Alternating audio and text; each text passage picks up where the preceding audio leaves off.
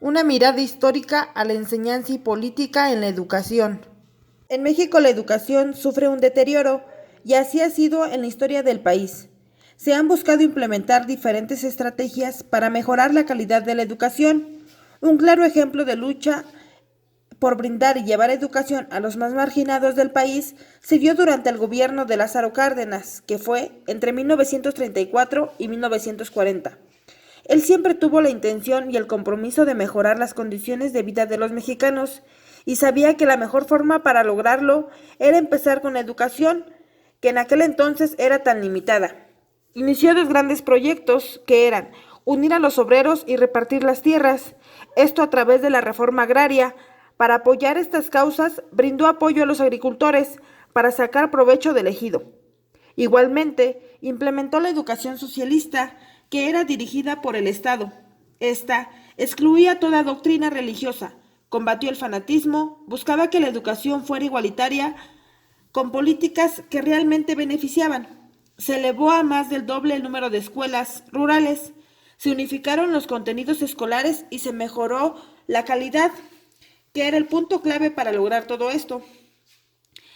Y lo principal eran los maestros rurales, que en el sexenio de Lázaro Cárdenas eran llamados agentes de cambio, pues tenían la encomienda de contribuir no solo en las aulas, sino involucrarse en las actividades de la comunidad, participando y mejorando las actividades de agricultura, para mejorar y dar un poco de estabilidad en la vida de las personas más vulnerables. A lo largo del tiempo se han dado 5 proyectos que han buscado mejorar la educación. El primero es el proyecto vasconcelista. Considero que este proyecto fue uno de los más importantes, pues consideró a los adultos mayores para transformar la educación, realizó la campaña de alfabetización y dio origen a las misiones culturales que realizaban los maestros rurales. También se implementaron los libros de texto y se crearon escuelas para brindar educación sin distinción, teniendo en cuenta que todos tienen derecho a la educación. El segundo proyecto fue el proyecto socialista, el tercero, el proyecto de unidad nacional, y el cuarto fue el proyecto técnico y el quinto, el proyecto modernizador. Este último prevalecía en el tiempo de nuestra formación escolar. En este se impulsó la universalización de la enseñanza, brindando educación para todos, para ser alumnos con pensamiento crítico, analítico y principalmente conscientes de lo valioso que es que prevalezca la educación nacional, preparándolos mejor y teniendo el compromiso de rescatar los saberes de cultura, tradición, patrimonio histórico de los pueblos mexicanos. Esto se pudo lograr gracias a que a lo largo de la historia ha habido personajes impulsores de la educación, entre ellos destaca José Vasconcelos, Lázaro Cárdenas, Jaime Torres Bodet y Paulo Freinet. Otro proyecto de gran importancia y que prevalece actualmente es el Programa Nacional Alternativo de Educación y Cultura. Su finalidad es lograr los enfoques de cambio en la educación popular y generar bienestar en los aspectos político, económico y social, oponiéndose a la reforma educativa neoliberal, que en sus 4 generaciones fue destructiva y letal para la escuela pública y el desarrollo social a la educación.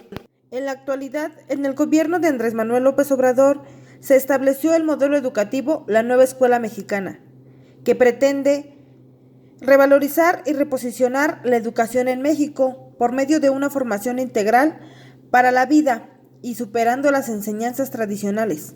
Los maestros son pieza importante para el desarrollo de este modelo educativo, como lo fueron en la época cardenista. En el caso de las materias de matemáticas, se implementa en la vida diaria, ya que su estructura está en el orden de la enseñanza y ésta se basa en contar, describir y medir las formas. En la asignatura de artes, a partir del juego infantil se libera la creatividad del niño por medio del teatro y música. Las asignaturas que se pretenden no solo tienen un fin intelectual, también resaltan los valores humanísticos. Haciendo una comparación de la educación de ahora con la que recibían nuestros abuelos con relación a la música, en una entrevista realizada narraban que no tuvieron clases de música y en su mayoría los adultos mayores que aprendieron a tocar un instrumento fue por la enseñanza de personas ajenas al medio escolar. Platicaban que anteriormente la música que escuchaban era muy diferente, les agradaban los corridos revolucionarios, pues en ellos se manifiesta el sentir de las personas de aquella época. El señor Benito Pérez Gómez en la entrevista me cantó la canción del pajarillo barranqueño.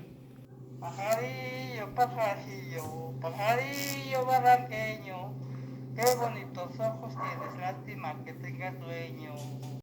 Ahora, gracias a la tecnología, los docentes tienen acceso a variables fuentes didácticas que son herramientas que les ayudan en la labor de la enseñanza.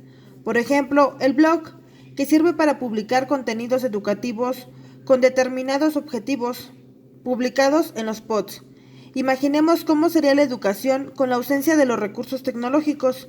Seguramente coincidiríamos en pensar que no sería la misma, pues no solo nos facilita las cosas, también nos permite conocer en fuentes confiables un sinfín de información.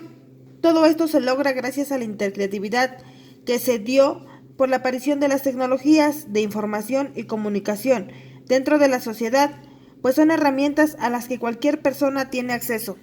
Todo esto nos hace llegar a la conclusión de que la educación se vuelve imprescindible para erradicar la pobreza y la desigualdad, y como futuros docentes nos corresponde colaborar en eso y poner lo que esté a nuestro alcance para mejorar la educación de las comunidades más marginadas en todo el país. Gracias.